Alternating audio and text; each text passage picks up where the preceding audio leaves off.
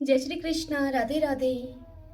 आज हम सुन रहे हैं अधिक मास महात्म्य के अध्याय 2 की पावन कथा। सर्वप्रथम भगवान का ध्यान करते हुए सभी बोलिए ओम नमो भगवते वासुदेवाय। ओम श्री कृष्णाय नमो नमः। भगवान नारायण बोले नारद जी से, हे नारद जी, जो कुछ श्री कृष्ण ने युधिष्ठिर से कहा वही मैं तुमसे कहता हूँ। एक समय धर्मराज युधिष्ठिर जुए में दुर्योधन से सब कुछ हार गए। तब दुष्ट दुशासन ने द्रौपदी के बालों और वस्त्रों को पकड़कर खींचा तो श्री कृष्ण भगवान ने द्रौपदी की रक्षा की। उसके पश्चात युधिष्ठिर आदि राज्य को छोड़कर काम्यक वन को चले गए। वहां पर वन में युधिष्ठिर आदि बाल बिखेरे हुए वन में रहने वाले हाथियों की भांति वन में फलों को खाकर अति दुख को प्राप्त हुए। एक समय देवकी के पुत्र श्री कृष्ण भगवान उनको दुखी जानकर काम्यक वन में उनसे मिलने के लिए गए। उस समय युधिष्ठिर आदि श्री कृष्ण भगवान को देखकर ऐसे खुश हुए मानो उनके देह में प्राण आ गए हों। वे बड़े प्रेम से उनसे मिले और हरि के चरण कमलों में नमस्कार किया। द्रौपदी ने भी उनको प्रणाम किया। राजा युधिष्ठिर को दुखी देखकर और ऐसे ही द्रौपदी को भी दुखी देखकर भगवान श्री कृष्ण भी अत्यंत ही दुखी हुए। जब विश्वात्मा भक्तवत्सल भगवान ने दुर्योधन को भस्म करने के लिए कोप किया तो ऐसा लग रहा था मानो करोड़ों काल कराल समान मुख से प्रलय काल की अग्नि उठी हो और दांतों को पीसते हुए मानो त्रिलोकी को वह भस्म कर देंगे। तब अर्जुन श्री कृष्ण भगवान को क्रोध में देखकर भय से कांप उठे। तब युधिष्ठिर और द्रौपदी तथा वहां दूसरे उपस्थित वृंद हाथ जोड़कर भगवान की उनको प्रसन्न करने के लिए स्तुति करने लगे। अर्जुन कहने लगे, हे कृष्ण, हे जगन्नाथ, हे नाथ, मैं जगत के बाहर नहीं हूँ, फिर आप मेरी रक्षा क्यों नहीं करते? आप तो सारे जगत की रक्षा करने वाले हो। जिसके नेत्र के गिरने से ब्रह्मा का पतन हो जाता है, जिनके कोप करने से क्या कुछ न हो जाए, कोई कह नहीं सकता। हे तात, हे जगतपते, इस संहार करने वाले क्रोध को आप हरो। आपके क्रोध से संसार में प्रलय हो जाएगी। नारद जी को इतनी बात बताकर नारायण उनसे कहते हैं कि हे नारद, जब अर्जुन इस प्रकार कहकर हाथ जोड़कर भगवान श्री कृष्ण को नमस्कार करने लगे तब श्री कृष्ण भगवान अर्जुन के इस प्रकार के स्तुति भरे वचनों को सुनकर बड़े ही शीतल हो गए। फिर प्रेम से आकुल और व्याकुल होकर युधिष्ठिर आदि श्री भगवान को बारंबार नमस्कार करने लगे। श्री नारायण कहने लगे, हे नारद जी, इस प्रकार प्रेम में मगन होकर सिर झुकाकर हाथ जोड़कर बारंबार भगवान कृष्ण को नमस्कार करके अर्जुन ने भगवान श्री कृष्ण से जो प्रश्न किया वह मैं तुमसे कहता हूँ। हे नारद, हरि भगवान सब सुनकर पांडवों के हितकर वचन उनसे कहने लगे। श्री कृष्ण बोले, हे अर्जुन, मेरी वचनों को सुनो और आपने जो अपूर्व प्रश्न किया है, यद्यपि मैं इसका उत्तर देने को समर्थ नहीं, यह गुप्त प्रश्न ऋषियों को भी कठिन है, तो भी हे अर्जुन, मैं तुम्हारी मित्रता और भक्ति से प्रसन्न होकर अत्यंत कठिन उत्तर को कर्म से तुमसे कहता हूँ, तुम उसे सुनो। हे अर्जुन, किसी समय में संयोगवश अधिक मास आया। उस मास को सब असहाय, निंदक, अपूज्य मलमास और रवि की संक्रांति से वर्जित उसे ऐसा कहते हैं। मल यानी कि गंदा, मल मास होने से स्पर्श करने के वह योग्य नहीं है, सब कर्मों में निंदित है। इस प्रकार लोगों से वचन सुनकर मलमास कांतिहीन, निरुद्योगी, दुख से युक्त होकर मेरे पास आया और बैकुंठ में जहां पर मैं निवास करता था, स्वर्ण के सिंहासन पर बैठे हुए मुझे देखकर मुझको उसने दंडवत प्रणाम किया और फिर दोनों हाथ जोड़कर नेत्रों से आंसू बहाता हुआ मलमास इस प्रकार से कहने लगा, हरि ओम तत्सत, श्रीमन्नारायण नारायण हरि हरि, भजमन नारायण नारायण हरि हरि। आइए भगतजनों, अब हम पुरुषोत्तम क्षेत्र के महात्म्य की कथा को सुनते हैं। आज हम तीसरे अध्याय की कथा सुनेंगे। श्री लक्ष्मी जी यमराज से कहती हैं कि इस क्षेत्र का आकार शंख के समान है। उसके मस्तक पर पश्चिम की सीमा में सब कामनाओं को पूर्ण करने वाले भगवान शंकर विराजते हैं। शंख के आगे अर्थात पूर्व सीमा पर भगवान नीलकंठ हैं। इन दोनों के मध्य का प्रदेश एक कोस का है।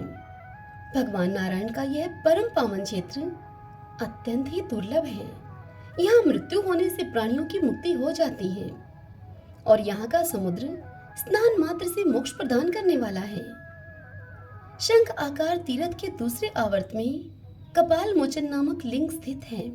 जो भी मनुष्य कपाल मोचन का दर्शन, पूजन और उनको प्रणाम करता है, वह ब्रह्म हत्या आदि पापों को त्याग देता है।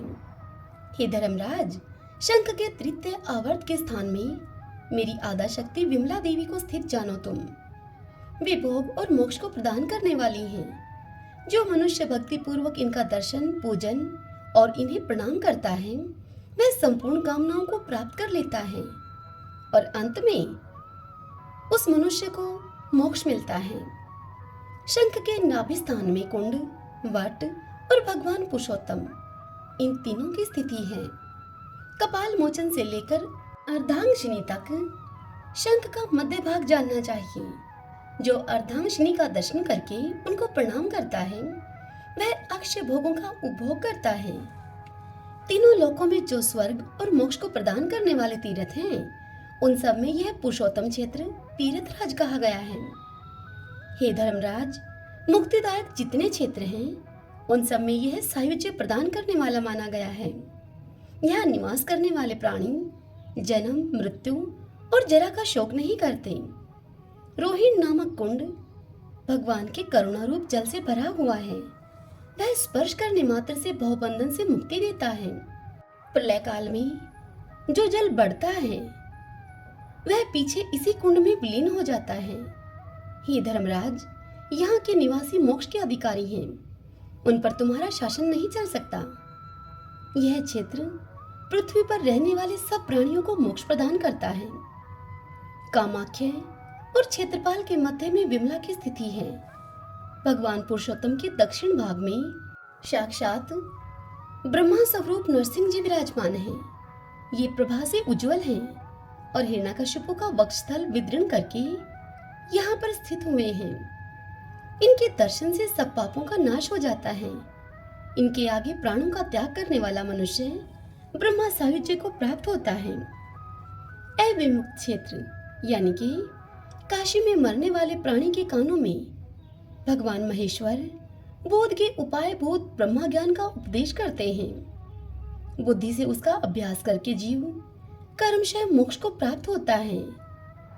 उपदेशक भगवान शिव की महिमा से वह ज्ञान विस्मृत नहीं होता, कर्मशः अभ्यास में आकर मोक्ष की प्राप्ति करा देता है। परंतु जो लोग इस पुरुषोत्तम क्षेत्र में प्राण त्याग करते हैं, उनकी तत्काल मुक्ति हो जाती है। यहाँ समुद्र स्नान करने से भगवान पुरुषोत्तम अपने दर्शन से, कल्प वृक्ष अपनी छाया में जाने से और यह संपूर्ण क्षेत्र अपने भीतर कहीं भी मृत्यु होने से मोक्ष को प्रदान करता है। जो मनुष्य भक्ति पूर्वक जिसमें विश्वास करता है, वह उसी से यहाँ मुक्त हो जाता है। ऐसा तीर्थ दूसरा नहीं है। इस क्षेत्र में अंतर्वेदी की रक्षा के लिए 8 शक्तियां बताई गई हैं। वट वृक्ष की जड़ में मंगला, पश्चिम में विमला, शंख के पृष्ठ भाग में सर्वमंगला, उत्तर दिशा में अर्धांगिनी तथा लंबा, दक्षिण में कालरात्रि, पूर्व में मरीचिका तथा कालरात्रि के पीछे चंडरूपा शक्ति स्थित हैं। इस प्रकार इन उग्र रूप वाली 8 शक्तियों से यह क्षेत्र सब ओर से सुरक्षित है। इन 8 शक्तियों के दर्शन तथा कीर्तन से सब पापों का नाश होता है। रुद्राणी के 8 भेद देखकर भगवान शंकर भी अपने को 8 स्वरूपों में व्यक्त करके परमेश्वर श्री हरि की उपासना किया करते हैं। कपाल मोचन क्षेत्रपाल, यमेश्वर, मार्केंडेश्वर ईशान, बिल्वेश्वर, नीलकंठ और वट वृक्ष की जड़ में वटेश्वर, ये 8 भगवान शिव के लिंग हैं, जिनका दर्शन, स्पर्श और पूजन करके मनुष्य मुक्त हो जाता है। इस क्षेत्र में जिनकी मृत्यु होती है उनके स्वामी यमराज नहीं हैं, तथापि भक्त को आत्मसमर्पण करने वाले शरणागत दुख भंजन भगवान जगन्नाथ को यमराज ने अपनी भक्ति से संतुष्ट कर लिया है। इसीलिए मेरे और सुदर्शन चक्र के साथ भगवान विष्णु स्वर्ण बालुका से आवृत होकर न त्यागने योग्य उस उत्तम तीर्थ में अदृश्य भाव से रहेंगे। यमराज से ऐसा कहकर लक्ष्मी जी ने आगे खड़े हुए ब्रह्मा जी से कहा कि सतयुग में राजा इंद्रधुमन होने वाले हैं, जो भगवान विष्णु के परम भक्त तथा शास्त्रों के विद्वान होंगे। हे प्रजानाथ, उस राजा पर अनुग्रह करने के लिए भगवान एक काष्ठ से उत्पन्न 4 प्रतिमाओं के रूप में अभिव्यक्त होंगे। काष्ठ की उन प्रतिमाओं का निर्माण स्वयं विश्वकर्मा करेंगे और तुम इंद्रधुमन पर प्रसन्न होकर उन प्रतिमाओं की स्थापना कराओगे। लक्ष्मी जी की इस बात को सुनकर ब्रह्मा और यमराज दोनों ही प्रसन्न होकर अपने अपने स्थान को चले गए।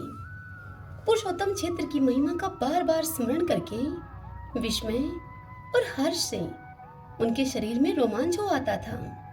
पुरुषोत्तम महात्म्य की इस कथा को सुनाते हुए जैमिनी जी मुनियों से कहते हैं कि हे मुनियों, इस समय उस क्षेत्र में इंद्रधुमन की भक्ति से संतुष्ट होकर नील मेघ के समान श्याम सुंदर शंख चक्र गदाधारी भगवान काष्ठ में शरीर को धारण करके संपूर्ण लोगों का उपकार करने के लिए नीलाचल की गुफा में विराजमान है। करुणा सागर भगवान काष्ठ निर्मित बलभद्र, सुभद्रा और सुदर्शन चक्र की प्रतिमाओं के साथ स्वयं भी दारुमय विग्रह धारण करके शरणागतों की पीड़ा का नाश करते हैं। उनका दर्शन करके मनुष्य पापों के सदृढ़ बंधन से भी मुक्त हो जाता है। भगवान विष्णु का यह परम उत्तम स्थान अत्यंत गुप्त है तथा वह अलौकिक प्रतिमा लौकिक रूप से प्रकाशित है। राजा इंद्रधुमन को दारुमय शरीर धारण करने वाले भगवान ने वर दिया है। भगवान दीनों और अनाथों के एकमात्र शरण है, भव सागर से पार उतारने के लिए नौका है। उनके चरण समस्त चराचर जगत के लिए वंदनीय हैं। वे ही सबके परम आश्रय हैं। भगवान नारायण संपूर्ण जगत की उत्पत्ति के स्थान और सृष्टि और संहार के कारण हैं। वे समस्त पापों को छुड़ाने वाले तथा सब आपत्तियों का नाश करने वाले हैं। विभूतियों का प्रसार करने वाले तथा सब योगियों को वर्ण करने वाले हैं। संपूर्ण जीवों का भरण तथा अखिल विश्व को धारण करने वाले भी वे ही हैं। वे सब भाषाओं को बोलते हैं और समस्त दुष्कर्मों का विनाश करते हैं। हे मुनीश्वरों, तुम अनन्य भाव से उन्हीं भगवान श्री हरि की शरण लो। वे चेष्टा रहित काष्ठ शरीर धारण करके भी दिव्य लीला विलास करने वाले हैं। थोड़ी सी भक्ति करने पर भी मनुष्यों के 100 अपराध क्षमा करते हैं। कुरुक्षेत्र में उत्पन्न हुए एक ब्राह्मण और एक क्षत्रिय दोनों मित्र थे। दोनों ने प्रेम पूर्वक प्रदेश की यात्रा की। उनका आहार विहार एक ही था। दोनों सदाचार के मार्ग से भ्रष्ट हो चुके थे और मोहवश शास्त्र निषिद्ध आचरण किया करते थे। स्वाध्याय, बशटकार, स्वधा, श्राद्ध तर्पण और स्वाहा यानी कि यज्ञ आदि इन कर्मों से वे कोसों दूर थे। महापातकों से कलंकित होकर वे मदिरा पीते और वैश्या के साथ सहवास में रहकर आनंद का भी अनुभव किया करते थे। परलोक की चिंता तो उन्हें कभी स्वप्न में भी नहीं होती थी। इसी प्रकार मनमाना बर्ताव करते हुए उनकी आधी आयु बीत गई। एक दिन फिर घूमते हुए वे दोनों यज्ञशाला में जा पहुंचे और दूर से ही स्तोत्र तथा शास्त्र चर्चा सुनने लगे। वे वहां होने वाले वैदिक क्रियाओं को देखकर उस समय उन अधार्मिकों के मन में भी धर्म के प्रति श्रद्धा हो गई। उनका नाम पुंडरीक और अमरीश था। वे अपनी उच्च जाति का स्मरण करके अपने दुराचारों की निंदा करते हुए एक दूसरे से कहने लगे कि हम दोनों पाप के भयंकर समुद्र को अब कैसे पार करेंगे। हमने जो जो पाप संचित किए हैं उनको शास्त्र भी नहीं जानता। उन घोर पापों का प्रायश्चित अत्यंत दुर्लभ है। तथापि इस यज्ञ सभा में जो ये ब्रह्मनिष्ठ पधारे हुए हैं उन्हें प्रणाम से प्रसन्न करके हम अपने उद्धार का उनसे उपाय पूछें। ऐसा निश्चय करके उन दोनों ने ब्राह्मणों को प्रणाम किया और अपने अपने पापों को ठीक ठीक बताकर उनसे अपने पापों का प्रायश्चित पूछा। तब उन दोनों की बातें सुनकर उन श्रेष्ठ ब्राह्मणों ने आंखें बंद कर ली। किसी ने कुछ भी नहीं कहा। उनके बीच एक श्रेष्ठ वैष्णव थे जो उस यज्ञ सभा में प्रधान थे। भगवान की भक्ति के महात्म्य से उन्होंने समस्त पापों का नाश कर दिया था। वक्ताओं में श्रेष्ठ उन वैष्णव ब्राह्मण ने हंसकर वहां बैठे हुए उन दोनों से कहा, हे ब्राह्मण और हे क्षत्रिय कुमार, यदि तुम दोनों अत्यंत भयंकर पाप राशि से छुटकारा पाना चाहते हो तो शीघ्र पुरुषोत्तम क्षेत्र में चले जाओ। वह क्षेत्र सभी क्षेत्रों में उत्तम है। वहां राज ऋषि इंद्रधुमन की भक्ति से उन पर अनुग्रह करने वाले भगवान पुरुषोत्तम काष्ठ में शरीर धारण करके रहते हैं। शंख, चक्र और गदा धारण करने वाले उन भगवान जगन्नाथ की आराधना करके तुम इच्छा अनुसार पाप क्षय और मोक्ष भी पा सकोगे।